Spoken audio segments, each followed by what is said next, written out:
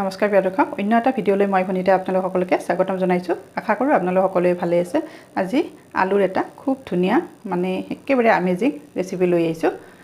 আপোনালোকে চাই খুব ভাল পাব আৰু আপোনালোকে ইতিমধ্যে স্ক্ৰীনশ্বট দেখিছে, গতিকে মই বেছি দেৰি নকৰি ভিডিঅ'টোৰ ফালে আগবাঢ়োঁ আৰু আপোনালোকে ভিডিঅ'টো আৰম্ভণিৰ পৰা শেষলৈকে চাই থাকিব। চোৱাৰ পিছত আপোনালোকে নবনোৱাকৈ থাকিব নোৱাৰে, ইমানেই আমেজিং হয়। আৰু যিহেতু আলুটো সকলোৰে কিটচেনত থাকে নহয় জানো, এয়া মই 2টা আলু লৈছোঁ। যেহেতু আমাৰ পৰিয়াল কম সদস্য, আপোনালোকৰ পৰিয়ালৰ সদস্য বেছি হ'লে বেছিকৈ ল'ব। 2টা আলু মই এনেকৈ কাটি ধুই লৈছোঁ। এতিয়া আলুখিনি প্ৰথমতে মই কুকাৰত এনেকৈ বইল হ'ব দিম। 3-4টামান চিটি দিম আৰু ইয়াতে পানী দিছোঁ, দি মই চিটি দিম। আৰু তাৰ পিছৰখিনি মই কি বনাম আপোনালোকে কিন্তু চাই থাকিব, আঁতৰি নাযাব, তেতিয়াহে গম পাব। খুব ধুনীয়া হয়। আৰু ইয়াতে অকণমান নিমখ দিছোঁ, তেতিয়া সোনকালে আলুখিনি সিজি যায়। আৰু এতিয়া মই ইয়াৰে লিডখন লগাই 3-4টা চিটি হোৱালৈকে ৰাখি দিম। আৰু এয়া চাওক, মোৰ আলুখিনি বইল কৰা হৈ গৈছে। আৰু এইফালে মই মছলা লৈছোঁ, আপোনালোকে দেখিছে স্ক্ৰীনশ্বট, তথাপিতো মই কৈ দিছোঁ। এয়া জিৰা গুড়ি, এয়া ধনিয়া গুড়ি, এয়া চাট মছলা, এয়া নিমখ, এয়া জলকীয়া গুড়ি আৰু এয়া এচিকুট হালধি। হালধিখিনি অপচনেল হয়, আপোনালোকে নল'ব পাৰে। আৰু এইফালে কেঁচা ধনিয়া পাত মিহিকৈ কাটি লৈছোঁ। প্ৰথমতে মছলাখিনি মই ইয়াতে গোটেইখিনি মিক্স কৰি ল'ম। আপোনালোকে যিকোনো মছলা এড কৰিব পাৰে। আৰু ধনিয়াখিনিও ইয়াতে দি দিছোঁ, তেতিয়া খুব ধুনীয়া এটা গোন্ধ আহে ধনিয়াখিনিৰ পৰা।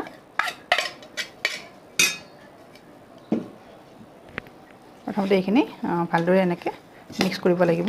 আৰু আলুখিনি একেবাৰে ছফ্ট হ'ব লাগিব, তেতিয়াহে খুব ধুনীয়া হয়।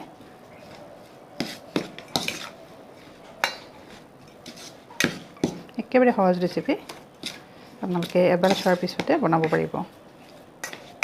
বেছি সামগ্ৰীও নালাগে, আৰু যিখিনি আছে সেইখিনি সকলোৱে ঘৰত থাকেই নহয় জানো। আলুখিনি একেবাৰে ছফ্ট কৰিব লাগিব।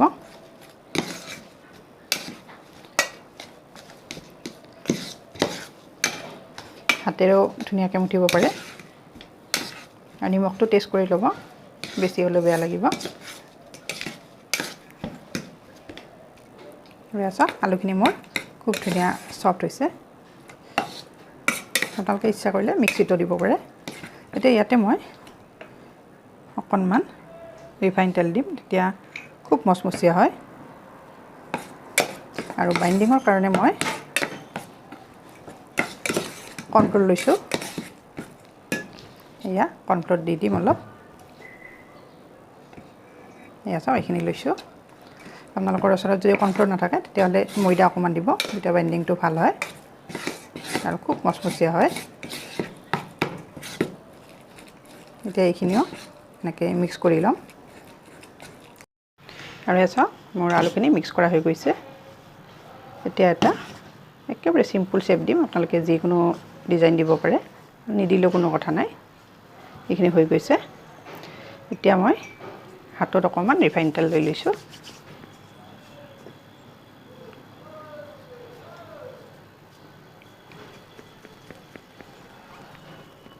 প্ৰথমতে এনেকৈ মই লাড্ডু বনাই লৈছোঁ, আৰু মাজেৰে এনেকৈ এটা হোল কৰি দিছোঁ।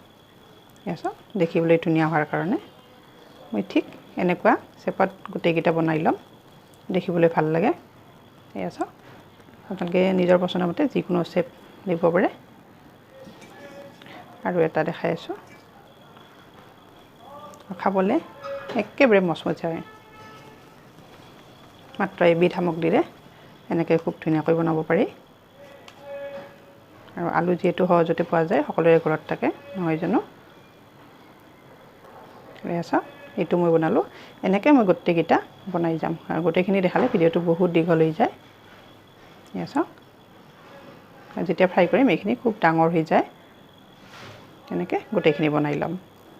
আৰু এয়া চাওক, মোৰ বনোৱা কমপ্লিট হৈ গৈছে। মই বহুত বেছি বনোৱা নাই, চাওকচোন কিমান ধুনীয়া হৈছে দেখিবলৈ শ্বেপটো। এতিয়া আহক, মই কিটচেনত যাম আৰু আপোনালোকে ভিডিঅ'টো ধুনীয়াকৈ চাই থাকিব।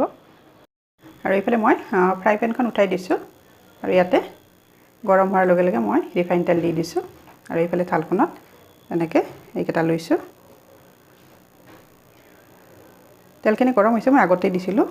আৰু একেবাৰে বহুত বেছিও গৰম হ'ব নালাগে। মই মিডিয়াম গৰমত দি দিছোঁ। আপোনালোকে এবাৰ বনাই খাই কেনেকুৱা পায় মোলৈ কমেণ্ট বক্সত কমেণ্ট কৰিবলৈ নাপাহৰিব।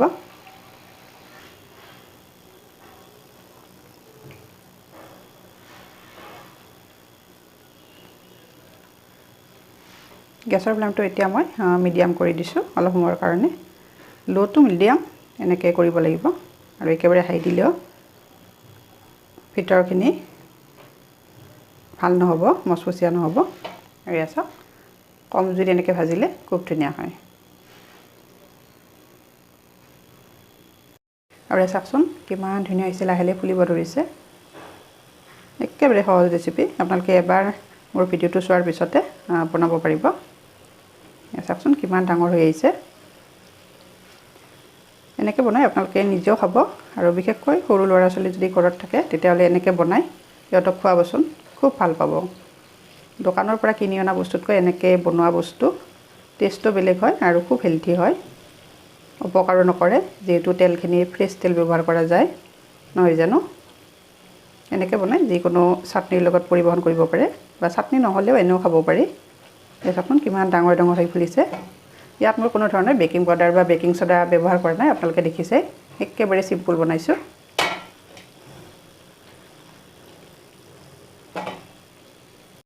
আৰু এছা মোৰ লাহে লাহে হ'ব ধৰিছে আৰু কালাৰটো চাওকচোন চেঞ্জ হৈ গৈছে।